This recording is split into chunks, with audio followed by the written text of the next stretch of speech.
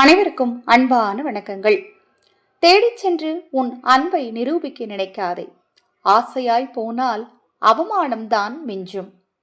அவமானத்தை அனுபவமாக எடுத்துக்கொள்ளுங்கள். அவமானப்படுத்த ஒருவன் இல்லை என்றால் நமக்கு தன்மானம் என்ற ஒன்று தெரிந்திருக்காது. மறதியால் ஏற்படும் அவமானம் சிறந்த ஞாபக சக்தியை உருவாக்கும். அலட்சியம் செய்பவர்களிடத்தில் மீண்டும் மீண்டும் அன்பை தேடுவதில் அவமானத்தை தவிர வேறு எதுவும் கிடைத்து விடாது. அடுத்தவனைப் போல இருக்க ஆசைப்படாதே. உனக்கென்று தனித்துவம் உண்டு. நாயை பார்த்து சிங்கமும் குறைத்தால் அவமானம்தான் மிஞ்சும். கவனமாக இரு. நம்மை யார் என்று நமக்கே தெரியப்படுத்த தேவைப்படும் ஒரு ஆயுதம்தான் அவமானம்.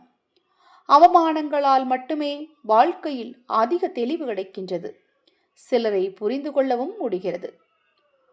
உன்னை நீயே செதுக்கிக்கொள், ஒளியால் அல்ல, அவமானங்களால். ஏனென்றால் ஒளியை விட அவமானம் கூர்மையானது.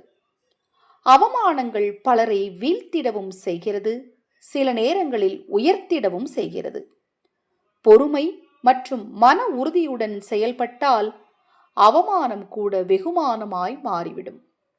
காரணமில்லாமல் உங்களை விட்டு விலகிச் சென்றவர்களிடம் சென்று காரணம் கேட்பது நமக்கு நாமே அவமானத்தை தேடிக்கொள்வதற்கு நிகரானது.